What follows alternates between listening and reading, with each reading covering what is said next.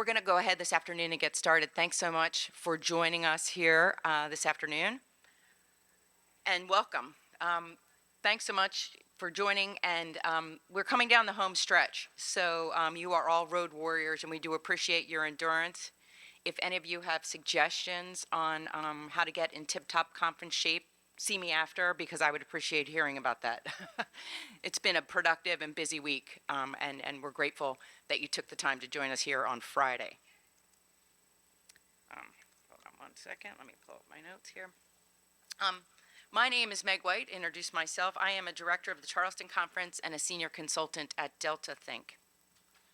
On August 25, 2022, the White House Office of Science and Technology issued a significant update to their existing guidance on public access to publications resulting from federally funded research. There's been a lot of buzz about this memo, and thankfully here at this meeting, a couple sessions as well addressing various aspects of this. Much of the focus to date has been on the elimination of the nearly decade-old 12-month embargo period. The scope of the new policy, however, and the accompanying economic impact report go far beyond the OSTP's 2013 memorandum on increasing access to the results of federally funded research. So that is, this memo is the impetus for our discussion today. I am joined on the stage by Rick Anderson, who is the University Librarian at the Harold B. Lee Library at Brigham Young University, Lori Carlin, who is Chief Commercial Officer and Senior Consultant at Delta Think, Michael Clark, Managing Partner, Clark and Esposito, and via Zoom from Bethesda, Jerry Sheehan, who is the Deputy Director, Policy and External Affairs at the National Library of Medicine. I think we can all agree that this is a very expert and knowledgeable panel, and hopefully today our goal is to help you understand the ins and outs of this memo, the headlines, but also the details and its potential impact on your organization and the larger industry landscape. So this panel was conceived really as a discussion among the panelists. We've got a few questions that I'm going to ask for their comment on, but we also want to allow you the time to question this panel about things that may be in your mind to date. At this stage of the game, I mentioned this was just in August, so probably more questions than answers, but certainly the impact of this is far-reaching, and no matter what our position is in the industry, it's going to trickle out and affect us in some way. So glad to have these experts here, and we will save time at the end for your questions. So kick off the discussion today. The headline in this new memo was really the elimination of the existing 12-month embargo for public access to federally funded research. And then there's been kind of everything else, and everything else is quite a lot. So we'll absolutely focus on this headline, the elimination of the embargo, but beyond that, so to the panel, when you look at the full scope of the memo, it's almost like if we focus on that headline, to use a newspaper term, we've buried the lead. So to open our discussion, I'd like to specifically talk about the second part first, which is the everything else. And what do you think are the most critical points of everything else? What's the most important and why? And Michael Clark drew the short straw, so he will lead us off this morning. So Michael. Thanks, Meg. In the everything else category, the aspect of the memo that's really jumped out at me is the open data provision of the requirement, which specifies that research data itself should be openly accessible immediately upon publication of the associated paper. And just thinking about that from an operational perspective, it's quite the quite the operational challenge in thinking about all the various kinds of data that are federally funded, everything from sky surveys to cryptography research that's running on quantum computers, to climate modeling that's running on supercomputers, to crystallography that requires proprietary software in order to even access the data. So thinking about how all of those different data types might ultimately be made openly accessible, and to whom, given you can't just sort of fire up your MacBook and take a look at the climate models that are coming out of NOAA and NCAR, is I think fascinating, and it's an area where there was not very much guidance in the memo or in any of the accompanying documentation. So it's very much an area of I think emerging interest.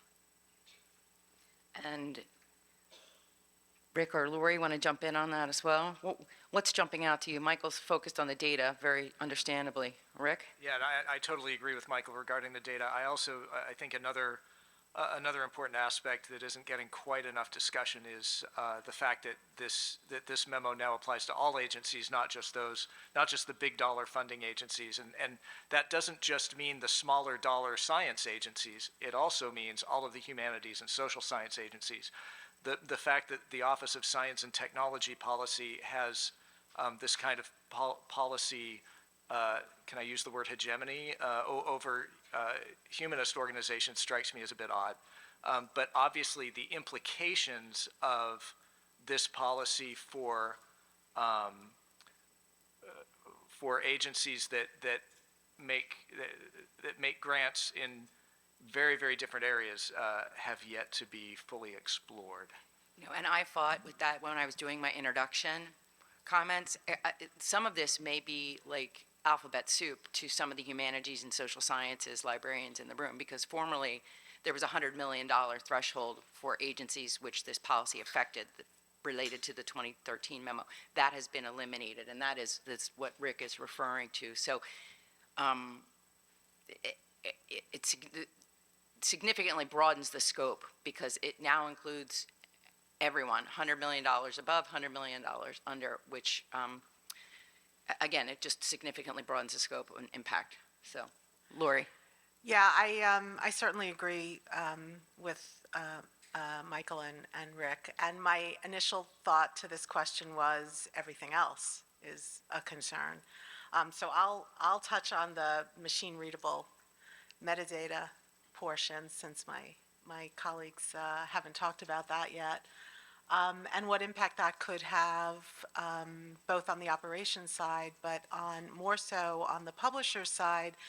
Green open access is not new, but having mandates that say that it be machine readable allows others to come in and ingest it and make it more discoverable. And the issue with green in the past has been, if it's not that discoverable, then it doesn't pose as much of a risk. But once you make it easily discoverable, now there's more of a risk to publishers, to subscriptions, when you can more easily find it. So that's why I say everything else, because all of these areas are important. And Jerry, would you like to comment? Of course. So actually, I think you've highlighted a number of the key other important provisions. I will highlight two, if I can. One being the data management and sharing elements of the memo. And I highlight that partly because we at NIH are nearing the point of having the implementation of our new data management and sharing policy in effect. So for those who aren't aware, our policy goes into effect on January 25th of 2023 for all new applications for funding to NIH. Need to include a data management and sharing plan. We've outlined what those plans should contain in general terms, and grantees, awardees will be expected to comply with their approved plan as a condition of their award. So the elements of the NIH policy, I think, are largely compliant with the specific provisions in the OSTP memo in terms of the timing of data sharing when there is an associated publication. I think even in terms of we make use of the so-called desired characteristics for helping researchers identify high-quality data repositories that will make data fair, or at least move us toward more fair data. Maybe to relevant to this audience as well, we've been doing work within NLM and through the more broadly through the library community to help prepare librarians to assist with data management and planning on local campuses. When we relaunched the network of the National Library of Medicine a couple of years ago now, we included funding for a national center for data services, which has been doing a lot of work in various communities, but in particular among the library and information management community to help them prepare for the NIH data management and sharing policy and help the library community prepare for that. So that one is clearly top of mind for many of us at NIH. Just the other, since others haven't mentioned it, there are all of the provisions that are under the heading of scientific integrity, much of which relates to persistent identifiers for authors, for contracts and grants, for all sorts of research outputs.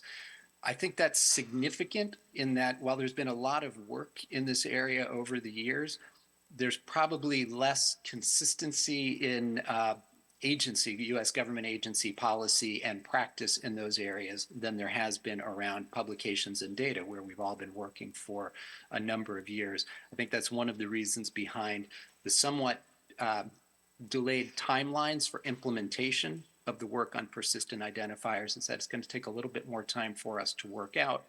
And we'll need to be working with all of the various communities, the library community, research community, publishers as well, to make sure that we're moving forward together in this area and learning lessons from the experience to date. Can I break protocol? Absolutely. I just wanted to ask Jerry a quick follow-up question. So do you have a sense off the top of your head roughly how many grant applications NIH gets in a year? Just ballpark? I don't know how many applications. I mean, it's tens of thousands of awards, and So scores of course, of thousands of applications. our acceptance rate is on the order of 15 to 20%, depending on which institute you're in. So we're talking about potentially hundreds of thousands of grant applications every year. I would say that's probably right, and and then the guidance about them, including wording about data management and sharing, which is part of an effort to recognize data, as an integral part of the research process and as an important output of the research process. Right. Yeah. So there's been a lot of outreach and engagement with the communities, in particular from the NIH Office of Science Policy and our Office of Extramural Research. So will NIH be staffing up to check compliance?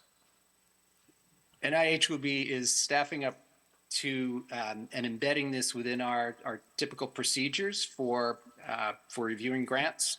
I think in the first instance, this will be something that review panels can comment on, and decisions about them will be made by program staff who, as they monitor everything else through regular annual progress reporting and so forth, will be looking for both compliance with data management and sharing policies, and there's also provisions for them to be updated as part of a regular annual progress report. So we're trying in cases to leverage existing systems and procedures to make this requirement a reality. So it sounds like you believe that the compliance monitoring is not going to create a significant additional cost. Is that correct? I think we're hoping it won't create a significant cost because we'll be building it into our existing systems. Well, and it's interesting, and I'll just follow on to give a general comment. I was lucky enough to sit in the Ask the Chefs session, which Rick moderated on this same topic yesterday, which if you're interested in this topic and you didn't manage to sit in on that, I would encourage you to look at that online. But, this policy, just for a general statement, it talks a lot about the what, and it does give some whens. It doesn't specify in many cases the how. So what Jerry's referring to and what the panelists here have referred to, these details are TBD, and they are not small or insignificant. There's some infrastructure in place to support this, with the larger agencies, NIH and NFS being two affected in the 2013 memo, but this is a much broader landscape and a much bigger remit to deploy that infrastructure to support this. All right, well, that was a great way to kick us off. So I promised we would loop back to the embargo specifically. This is top of mind for many stakeholders from across the landscape, specifically publishers and libraries who actually are in the business of producing and then making this content available. We've seen a steady uptick since 2013, it's fair to say, in the diversity of business models across the landscape. Open access, read and publish, transformative agreements, trying to figure out sustainable models to make scholarship available to more folks.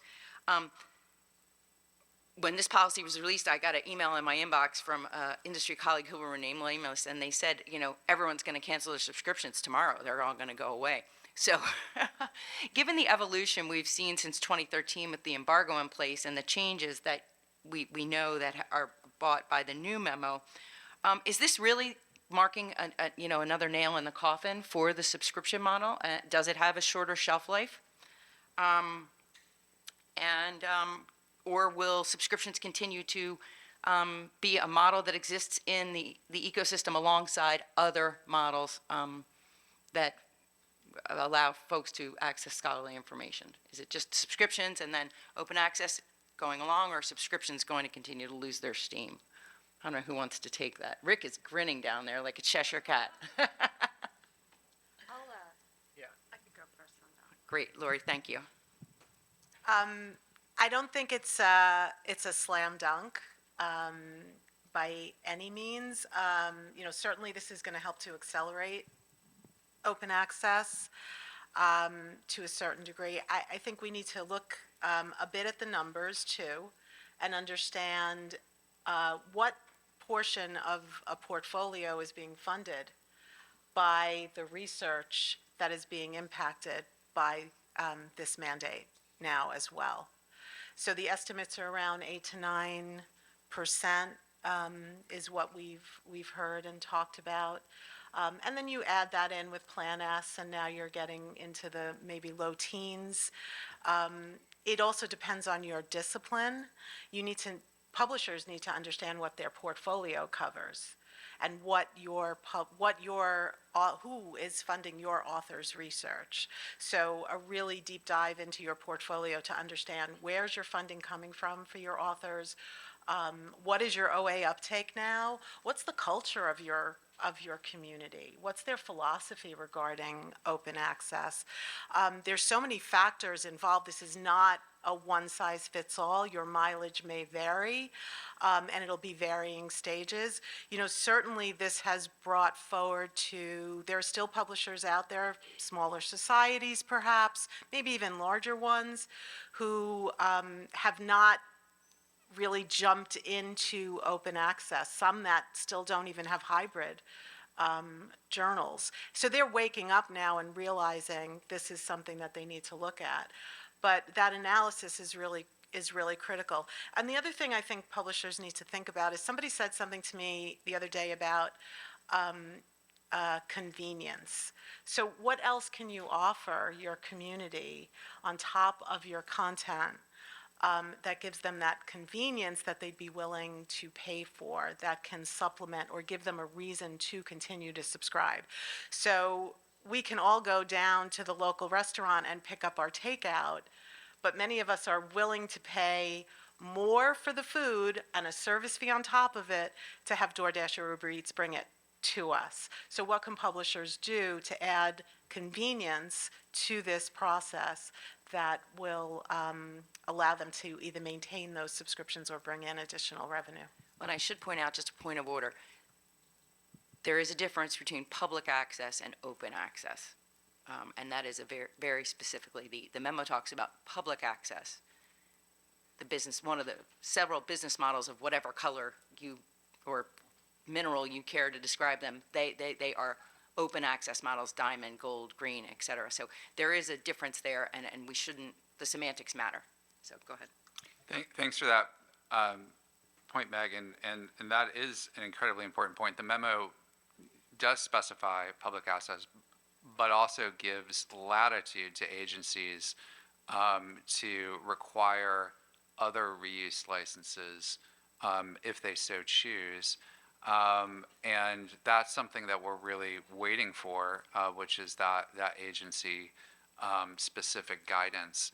And the two big, I think, issues you touched on, one is whether there will be a reuse license requirement, and the other one is whether the deposit requirement will be for, as is the current policy, the author accepted manuscript versus the published final published paper, the version of record. And those two factors are going to play a lot into the answer to your question, which is the long-term viability of subscriptions. As Lori pointed out, I completely agree. It's very much going to be dependent on the specifics of a given journal and journal portfolio. Different journals have more or less funded research from different funding agencies. And it's absolutely correct that you also have to look at it in context of how much content is already published openly in the journal due to Plan S or other funder mandates, or authors that are, if it's a hybrid journal, simply selecting the open route. And if at some point a critical threshold is reached with a given journal, and what that threshold is, whether it's 50%, 70%, but at a certain point, subscriptions will become less viable. I think the other context here is as everyone in this room knows, there's a lot more tools available to analyze, the proportion of openly accessible content and its usage within given journals, things like Counter 5, Standard, Unsub, and other analytics. So librarians are able to, in a way that perhaps wasn't the case, 5 years ago, really hone in on, okay, how much of this journal is open, how much of that content is being used, and make appropriate renewal decisions. So, publishers are going to be looking closely at that from their perspective, saying, okay, do we think, how long do we think this is viable? Are we approaching those thresholds? Do we need to make some changes to our model? Do we need to flip this proactively to open access? What does that look like in terms of pricing?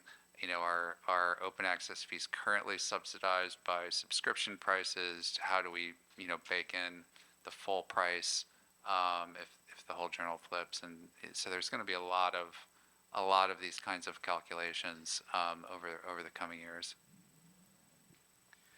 And I'll just add that another factor that's gonna have a significant impact on the future of subscriptions. It's not just the value that journals continue to offer, but it's also the money that libraries have to spend. And a library at Brigham Young University, I've got a bit more budget latitude than I had during the 13 years I was the Senior Collection Development Officer at the University of Utah, which is a much less well-funded library. There, we were not making decisions about journal subscriptions based on, is this the best way for us to get access to this content? We were deciding based on faculty demand, and if somebody said we must have this journal, then we had to figure out which journal we were going to cancel in order to make room for it. And what that means in terms of content becoming increasingly freely available online is that there are going to be many libraries that choose the less convenient access to the author-accepted manuscript over the more convenient access to the version of record when that's the option that they can afford. And maybe to go back to the DoorDash analogy, if you're a couple running a household on 2 minimum wage jobs, you're not using DoorDash nearly as much as if you're a couple with 2 executive positions, making $200,000 a year each. And the same dynamic applies in libraries. I think it would be silly to say that the implementation of the OSTP memo means the immediate death knell for subscriptions. I think it would be equally silly to say that making a large amount of content freely available immediately upon publication is going to have no impact on subscriptions. Well said. And Jerry, you want to weigh in? We're getting short on time, so I don't want to limit your comments, but the clock is ticking. I'll be brief, actually, because I think the points that have been made have been right on target. I think it's important to remember that the memo does not direct a particular model, leaves agencies quite a bit of flexibility. And I think, our history over the last 10 years, even longer than that at NIH, has been one that has allowed multiple models to flourish. There will be some new pressures as immediacy comes to the fore.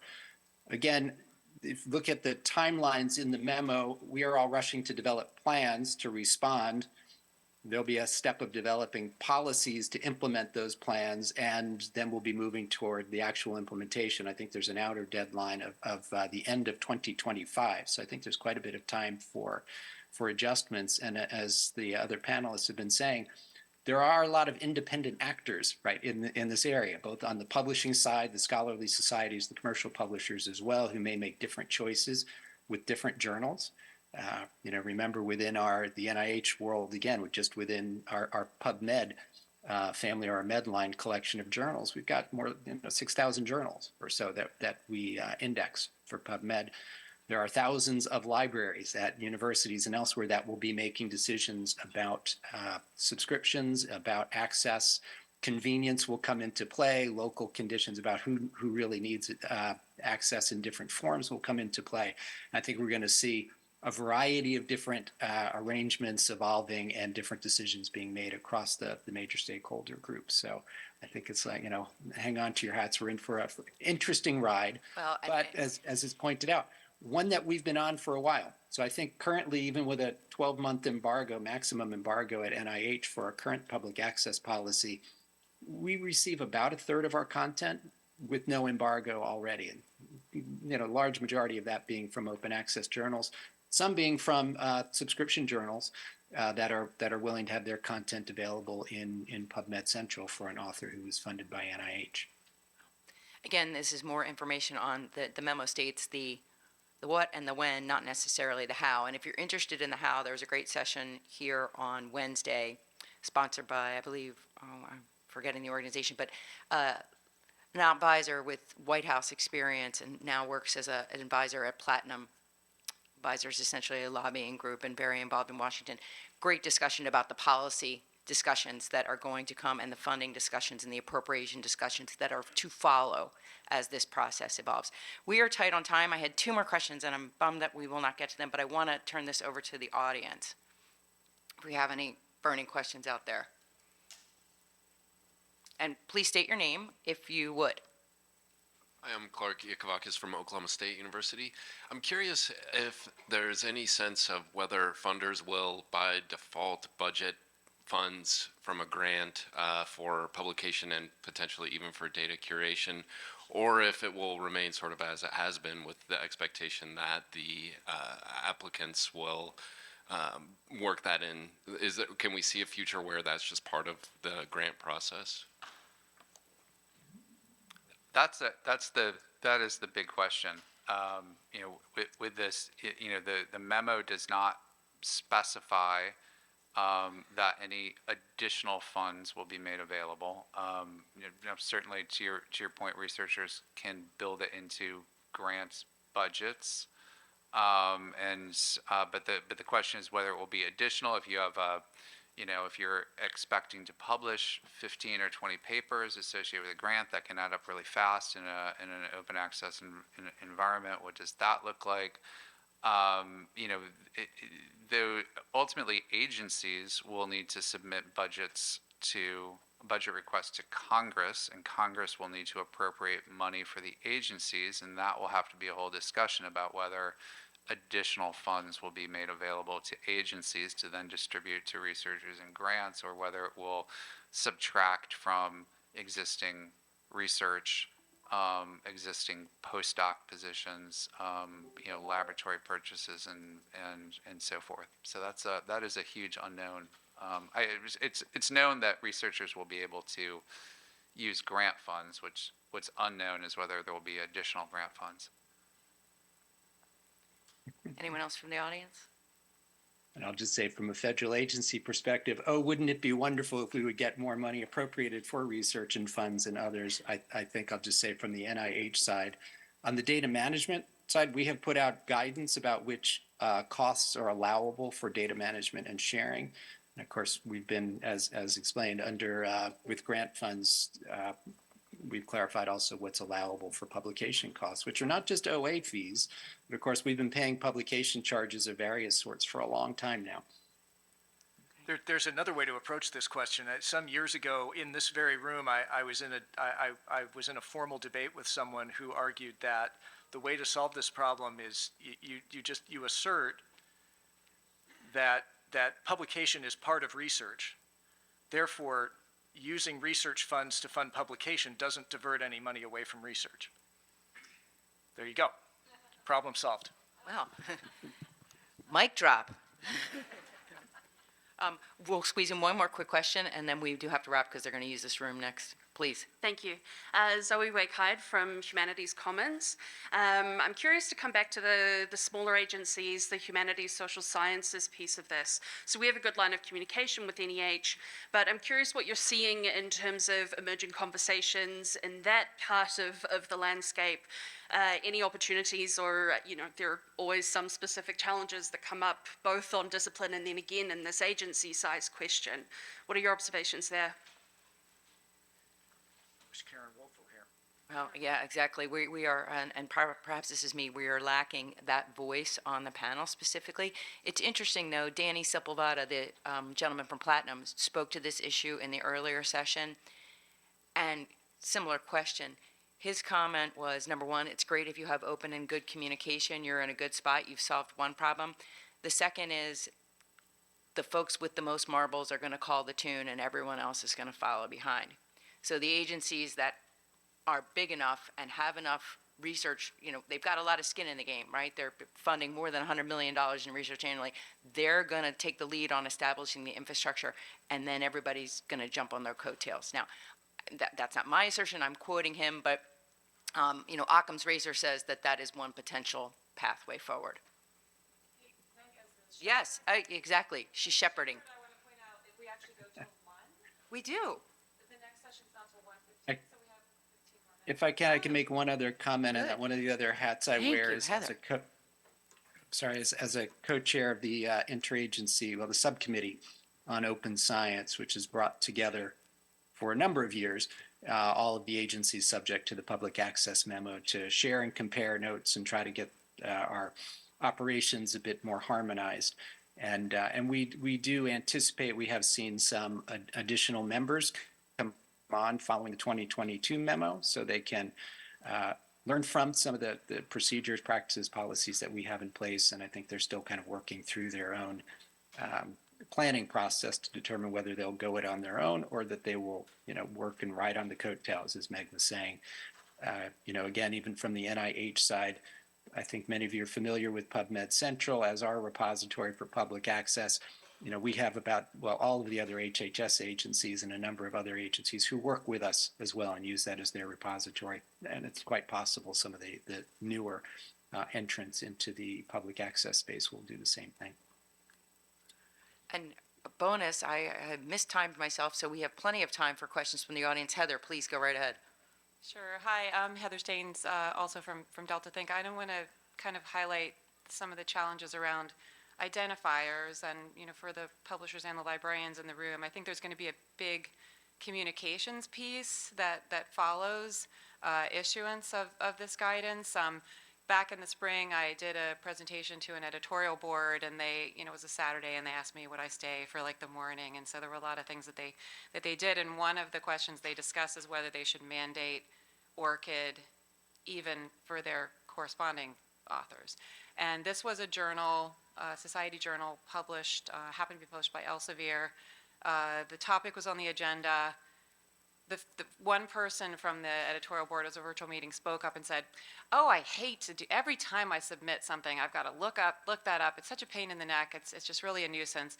And that was the end of the whole debate about whether they should require ORCIDs even for corresponding authors. And I, as a special guest, I didn't really feel like I could make a huge ruckus, but I think the way that would have gone differently, and not to pick on, Elsevier, but this was the case, if Elsevier had presented all of the advantages that would result from requiring an ORCID for their corresponding authors, and the savings, the efficiencies, and how the identifiers were going to kind of play out in the system, I think there could have then been a meaningful debate. Now, it might have been the same outcome, but I do think once we get the guidance, there's going to be a large communications piece on campus from publishers to societies, and it's a comment, not a question. I hate when people do that, but I just don't want that piece of it to get lost. So. Thank you for that, Heather, and on target as usual. Any question from the mic? I've got a couple. Oh, we've got one. We're going to give you the floor. Hi there. My name is Alicia Wise, and I'm with Information Power in the UK. And I think this is a question for Jerry. Something that's been really empowering in Europe with the implementation of funder public open access policies is that rather than channeling publication funds to researchers individually, there have been a variety of new creative mechanisms found so that that money makes itself available at institutional level to be administered by libraries on behalf of the university community more broadly, which empowers libraries to have many more resources at their disposal to negotiate open access publishing agreements, to provide their academics on campus with the ability to publish OA without paying APCs. I appreciate that this isn't done at all in the United States at the minute, and it kind of is counter to the research funding culture here. But Jerry, is there any conceivable way that those sorts of changes to the way that open access money flows could happen in the US? Well, thanks. That's a great question, and we've been watching what has been happening in Europe and elsewhere as different policies have gone in place. I would maybe make two comments in response. I mean, one is, of course, a lot of the questions about how monies will flow and if libraries will be playing a more prominent role, probably issues that lie outside the federal agencies, right, in terms of how universities and others who receive our funds want to engage and conduct research, want to organize their internal efforts there. I think the other point which may temper some of that is the extent to which I know a number of the European, the Plan S, and other funders have been moving in a much more aggressive open access model of compliance with policies. And again, the current guidance for us is we want public access with no embargo. Multiplicity of models can follow. So I think there's opportunity for the kinds of models that you are seeing and describing in your comment. Whether or not it can work out the same way in the US, maybe not in such a monolithic way, but you could imagine how it could come up again where it makes sense for all the partners involved to proceed in that way. But it may be a question too that some of the other panelists could comment on. Well, I think it touches on a really important topic, which is the whole, the language around this memo was very focused on, using this policy to address some inequities in the publication system, largely around inequities around access to information. An author pays model of open access, of course, introduces other kinds of inequities in terms of access to publication funds. And transform agreements or read and publish agreements, of course, can help remediate that to the extent that those researchers, faculty that are covered by a transformative agreement have kind of centralized funds to pay for any kind of open access fees. It doesn't help those researchers that don't have transformative agreements. But the question then kind of becomes, where does that money for transformative agreements come from? And certainly the case with grants is that the grants typically are made not to the researcher personally, but to the researcher's institution. The institution does take out overheads. The overheads go to fund things at the institution. That could be a whole point of negotiation. But then you also get into questions of, okay, who do universities want to put extra money in to pay for transformative agreements, which is in some ways shifting the burden of paying for a federal mandate to a university, which the university may or may not wish to take on that particular burden. So there's a lot of there's a lot of, I think, issues and complex issues that different universities are going to have to address and may come to different conclusions. Well, not just the funding issue, it was brought up in, I think the Ask the Chefs panel yesterday. The universities may very well be the hook, they're taking the money. So are they the ones who will be responsible to ensure compliance? And that's a very valid question. One more question, and then I've got a good one to wrap up now that we have some extra time. Please. Thanks. Hi, I'm Angie Mays at the University of Kentucky Libraries, and my question is, what are the chances for some funding to come with this mandate to get to place X by timeframe X in the United States? As we all know, there are some tensions between business models that are often focused on short-term benefit to earn as much as possible from institutions whose budgets are at best flat. And then there are these pieces of infrastructure more and more bought up by publicly traded companies, which goes in the opposite direction to the long-term need for society's ability to access the research in the long term.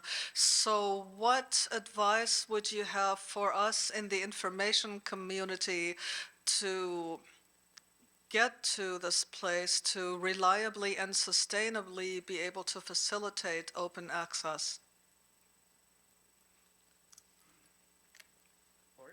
I was going to say, Rick, you're the librarian. I don't think that's a library question. That's, honestly, I'm not sure that that's a library question. And then maybe I heard it differently. I heard we have finite funds. Where is the money going to come from? Yeah, like I said.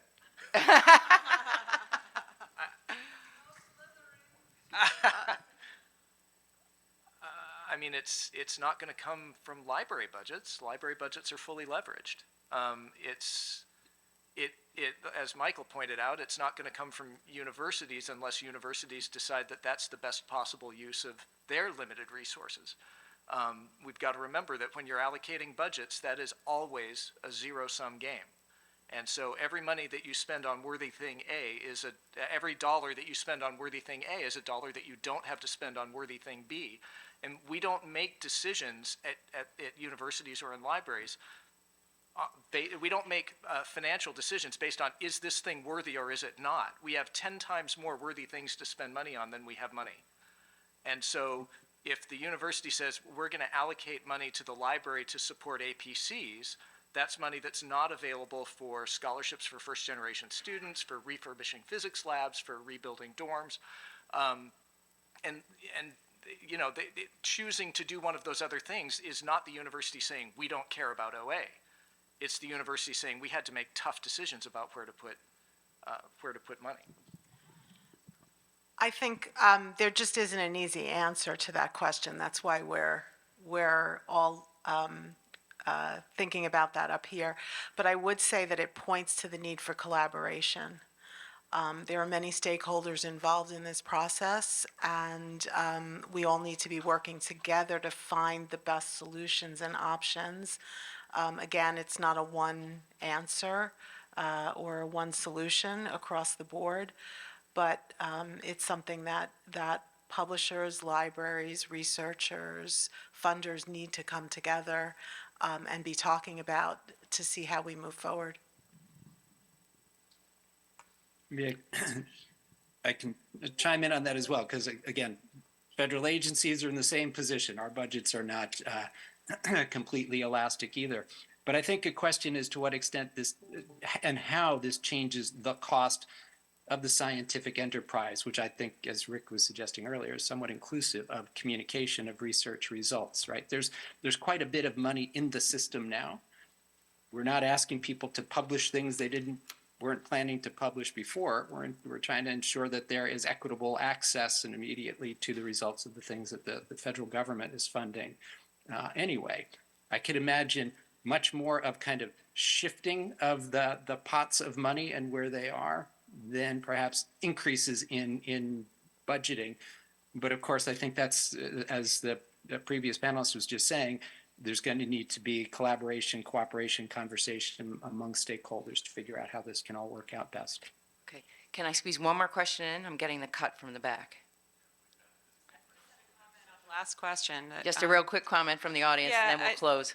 I just remind folks that when Project Deal was first announced with that transformative agreement and when Plan S came out just a few years ago, we didn't have transformative agreements. We didn't have transformative journals. Subscribe to Open was very nascent. And I have to think that in the next few years, we're going to see lots of new models and lots of new language to describe things. So, I think stay tuned, buckle up.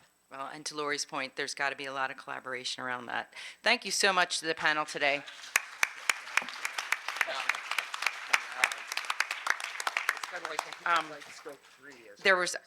I had a list of questions to ask, but I'm glad that the audience got to weigh in. If you're interested in this topic and would like to read more, I would encourage you to look. If you didn't attend the Charleston sessions earlier, please look at those on the website, the conference website. They'll be posted. There's an excellent chart from the ARL. It's a side-by-side comparison of the 2013 Holdren memo and the 2022 Nelson memo that can lay out the differences, and it makes pretty clear the stark expansion in scope that we're now wrestling with. And then finally, this is short notice, but on Monday, you may be aware of this, but there is a community forum sponsored by the White House, 1 o'clock Eastern Time. It's a webinar.